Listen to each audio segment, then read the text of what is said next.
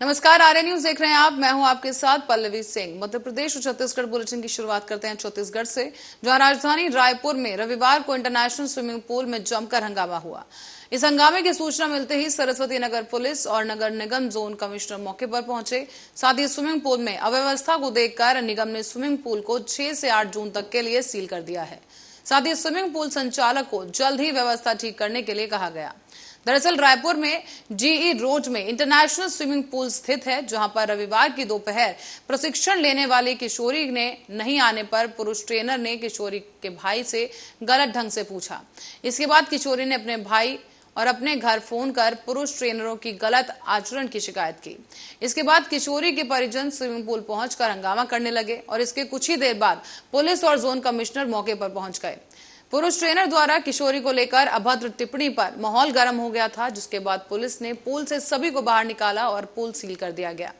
इसके पीछे अभद्रता के अलावा स्विमिंग पूल की अव्यवस्था भी बताई जा रही है और ये भी कहा जा रहा है कि इंटरनेशनल स्विमिंग पूल में रोजाना 700 से अधिक लोग आते हैं। इनमें लगभग 100 के करीब महिलाएं हैं और बच्चे शामिल हैं। नियम के अनुसार हर 10 स्विमिंग पूल को प्रशिक्षकों के बीच एक ट्रेनर होना चाहिए, लेकिन नियमों को ताक पर रखकर पूल संचालक ने 100 महिलाओं और बच्चों को ट्रेनिंग देने के लिए एक ही महिला कोच रखा है। पुलिस से मिली जानकारी के मुताबिक 3 दिन के लिए इस पूल को सील किया गया और पूल में काम करने वालों से पूछताछ भी पुलिस ने की। तो वहीं नगर निगम के अधिकारियों का यह कहना है कि अब व्यवस्था सुधारी नहीं गई तो 8 जून के आगे भी पूल सील ही रहेगा।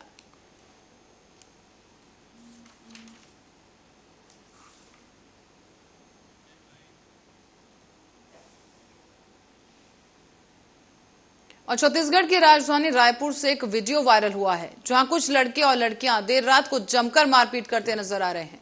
एक दूसरे पर ये दोनों लात घूंसे बरसा रहे हैं और एक दूसरे को गालियां दी जा रही हैं।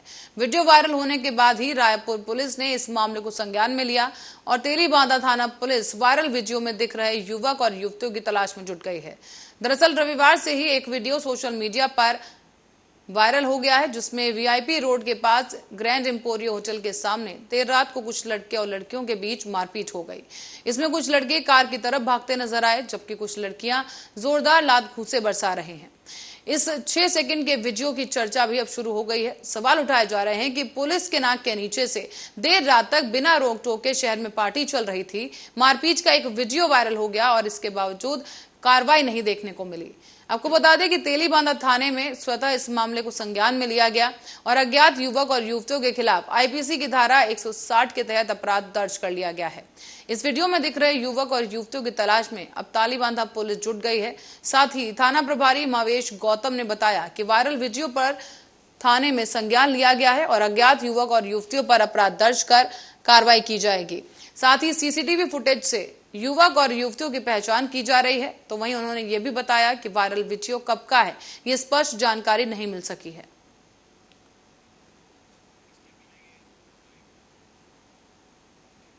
और छत्तीसगढ़ के जशपुर में इन दिनों शासकीय आश्रम और छात्रावासों की सुरक्षा को लेकर सवाल खड़े हो रहे हैं। वर्तमान में गर्मी की छुट्टी होने की वजह से छात्रावासों में बच्चे की मौजूदगी नहीं है। शायद यही वजह है कि अफसर आश्रम और छात्रावासों को नजर नहीं फेर रहे। इस दौरान आश्रम और छात्रावासों का गलत कार्यों में उपयोग किया जा रहा है और ऐसा ही एक मामला बगीचा विकास खंड अंतर्गत गुरमहकोना गांव से संचालित किए गए शासकीय अनुसूचित जनजाति बालक आश्रम से सामने आया। इस आश्रम में पदस्थ पूर्णकालिक स्वीपर रविवार की रात भर एक महिला के साथ था और प्रशासन बेखबर बना रहा। मामला तब सामने आया जब पूर्णकालिक स्वीपर को किसी गैर महिला के साथ ग्रामीणों ने रंगे हाथों आपत्तिजनक हालत में पकड़ लिया। इसके बाद हॉस्टल में तालाबंदी की गई और सुबह छात्रावास अधीक्षक, सरपंच और ग्रामीणों ने मिलकर दोनों को आश्रम से बाहर निकाला। सवाल जवाब के बाद पंचनामा तैयार किया गया और उच्च अधिकारियों को अवगत कराते हुए कार्रवाई की मांग की गई। दरअसल गुमराहकोना के शासकीय बालक आश्रम में रविवार की रात 9 बजे आश्रम का पूर्णकालिक स्वीपर त्रिलोचन यादव किसी महिला को लेकर आश्रम पहुंचा।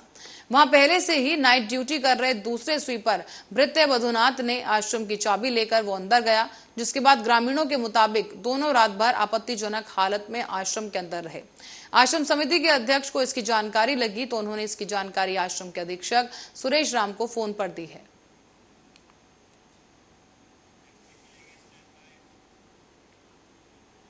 तो वहीं हालांकि देश भर में मानसून ने दस्तक दे दी है, लेकिन छत्तीसगढ़ के लोगों को कुछ और ही दिनों तक गर्मी और उमस में और गर्म हवाओं के बीच रहना पड़ेगा।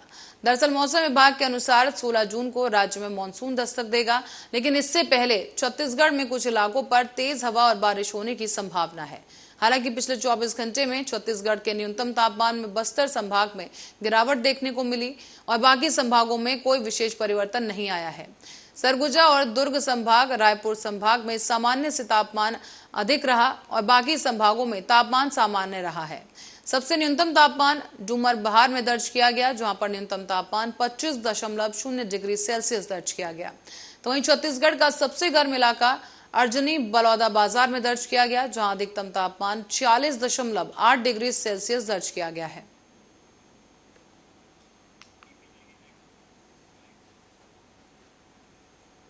रुक करते हैं अगली खबर की ओर। बिलासपुर रेलवे स्टेशन के पास शाम रविवार को एक मालगाड़ी से 6 डब्बे पटरी से उतर गए।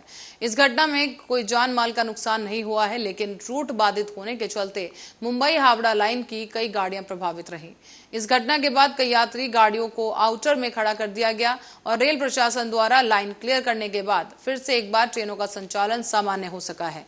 जानकारी के अनुसार बिलासपुर जोनल स्टेशन के पास सीमेंट की बोरी से लदी मालगाड़ी पटरी से उतर गई, जिसके कारण तार टूट गए और खंभे भी क्षतिग्रस्त हुए हैं। इसी के चलते कोरबा रूट के साथ बिलासपुर और रायपुर रूट की यात्री ट्रेनें बाधित हुई। यात्रियों को खासा परेशानियों का सामना भी करना पड़ा और इस घटना के बाद रेलवे ने कई लोकल ट्रेनों को कैंसिल कर दिया है। तो वहीं इस घटना के कुछ ही देर पहले शाम को कोरबा चांपा रूट में बालपुर स्टेशन के पास मालगाड़ी पटरी से उतर गई। एक साथ दो मालगाड़ियों के डिरेल होने की वजह से अफसरों को काफी परेशानियों का भी सामना करना पड़ा है। रेल यातायात को सुचारू करने के लिए वैगनों को पटरी पर लाने के लिए रेलवे कर्मचारियों को काफी मशक्कत करनी पड़ी।